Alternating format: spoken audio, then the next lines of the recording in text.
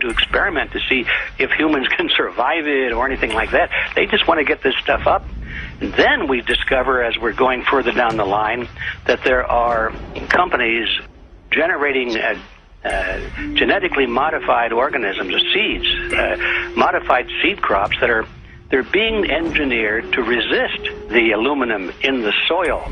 And a lot of crops won't grow in that. And so now, after they've messed up the soil, all the farmers were going to have to go back and buy seeds that have been genetically engineered to resist the aluminum that have been put into the soil. And all of a sudden, mankind is completely dependent upon these companies like Monsanto and other giant agricultural firms. You can't even grow natural seeds anymore.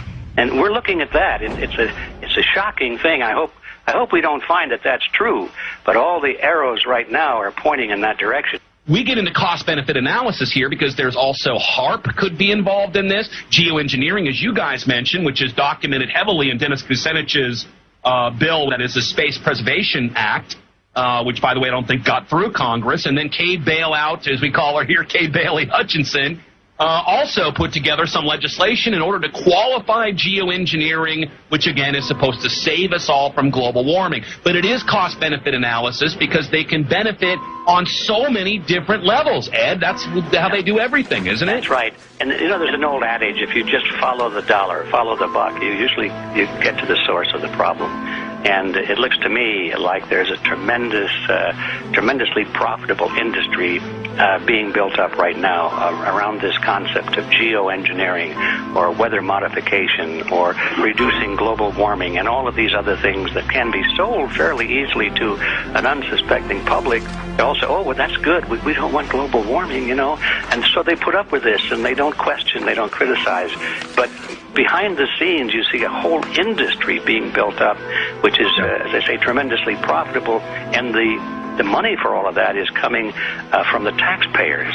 And it's a scam is basically what it is. We're just focusing on the one area that is real easy to prove. There's no speculation in the area that we're going into. They definitely are doing this geoengineering. They definitely are talking about it. They're working up formulas for it. They're putting together strategies for it. They've got funding for it. Everything is in place. We don't even have to go into those other areas to make the case.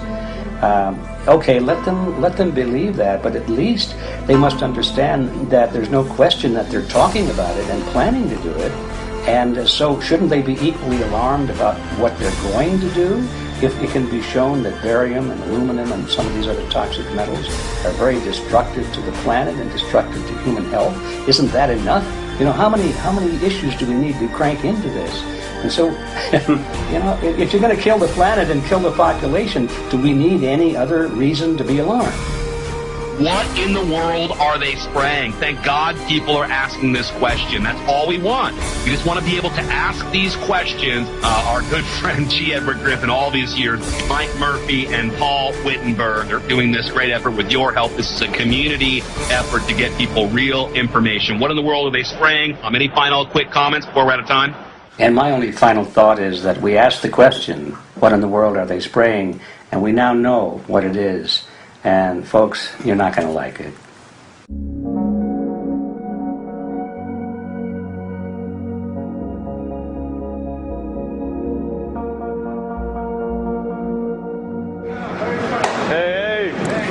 I'm Peter Vreke. I'm from Belgium. I'm 54 years old. I can't believe it myself. I'm a very happy and grateful person. We are doing the job the police, the Justice Department, or the Environmental Department should have been doing. And it's really essential that it's going to be a grassroots revolution. I think so. God is on our side because we are not fighting against, but for. Yes, we're fighting for. I was in the council for about 25 years and also a period as the mayor. So from that moment on, 10 years ago, everything started to change.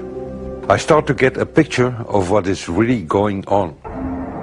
And it became crystal clear to me that we, humankind, have been manipulated and dominated and exploited for centuries So, and this chemtrail phenomenon made me angry because I was so helpless. You can decide what food you're going to eat, whether you're going to smoke, what water you're going to drink, what kind of life you're going to lead, but not with this phenomenon. Then you are just a victim. It's only a game. And there have to be good guys, and there have to be bad guys. And luckily, we are in the position to be able to play the role of the good guy who has the chance and the opportunity to overcome. 3 days that we shared with them, my heart just dropped because it was such a beautiful way to live and such a peaceful way to live. I left thinking, what's this going to be like in 10 years? Is everything going to be killed off on their property? And if it is, how are they going to get their food source? Are they going to have to take a class, you know, and get certified by company XYZ? And what are the requirements for that? And that really is the end of freedom. I'm concerned about that. I definitely, I really am. Yeah. I learned to say everything is now as it has to be now. And everything is going to be okay. It's going to be all right. It's going to be okay. Yeah? Yes. I have this deep feeling that in the end we will prevail because we have the right on our side. The cosmos is helping us. And I have this strong feeling that we are being supported by entities and by forces we can't even imagine.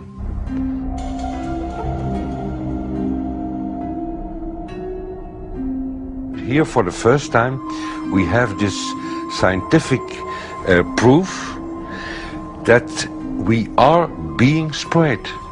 We are being spread, and it's incredible and it's hard to believe, but we are being spread. I think at this moment to stop is not an option.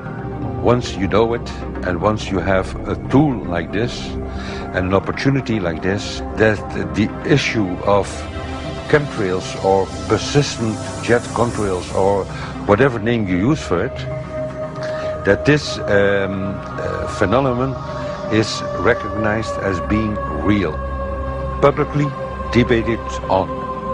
In the context of geoengineering, I think it's high noon to bring this to the public. This is what the sky is supposed to look like. These are old paintings. We forgot this, I'm afraid. In the years that I have been a medical research journalist, I have looked at many things, and I found the same three issues in whatever I'm looking at.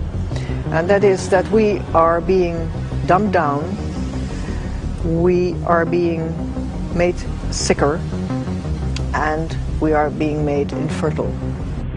Citizens gathered from around the world in Belgium for the first International Chemtrail Symposium. The event attracted leading professionals, politicians, and activists who discussed the health, environmental, and social implications of these programs. Today it's only going to be about facts, documents, figures, patents, licenses, everything that brings us to the truth. We have no other weapon against this vast complex than exposing and bringing their dark works in the light of the truth. We have the hope that by our efforts, more and more people will become aware of the fact that we are deceived by our leaders. So today, we, as a family, join forces with the people who publicly made known to the world that chemtrails are not a conspiracy theory, but a conspiracy fact. From the Technische Universiteit Delft in the Netherlands. Ladies and gentlemen, please welcome Koen Vermeeren.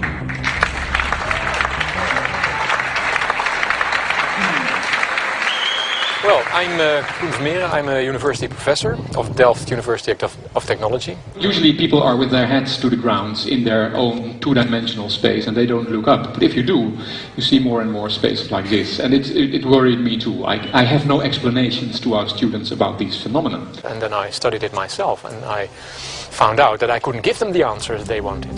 because I think that the phenomenon is not natural. It's not natural what is happening, and the explanations that are given to us are not enough for me. If you look at them from a scientific point of view, the first thing a scientist does is trying to explain something.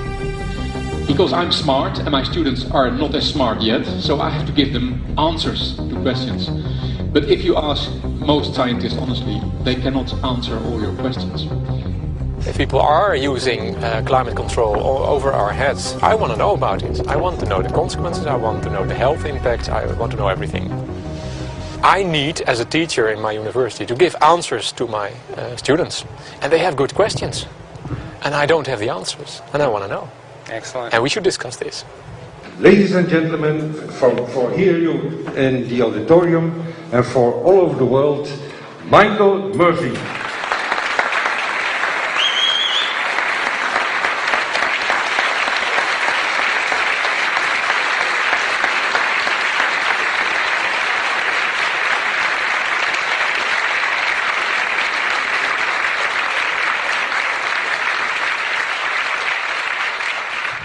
Well, thank you very much. It's definitely an honor to be here in Belgium. The people who are in power control everything. They control the markets, they control us. Now they're even controlling the weather. And they can use that for warfare applications. The one thing that they cannot control is what God had originally made, and that's natural organic seeds. This is called the Hegelian dialect. It's called problem, reaction, solution. The problem here is massive amounts of aluminum, things starting to die. The solution is Company X that says, hey man, you're not getting yields on your crop. Everything's dying. But I got the solution. I got a seed that will grow in this environment. The only problem is now you have to start buying from me. We're a little concerned that maybe part of this agenda could be to kill off anything that's natural and organic and re-engineer it with aluminum-resistant GMO seeds. Many may know we just got back from a week of filming in Hawaii, and it was an incredible trip. A big concern for the people there is they're beginning to see softening of the coconut trees.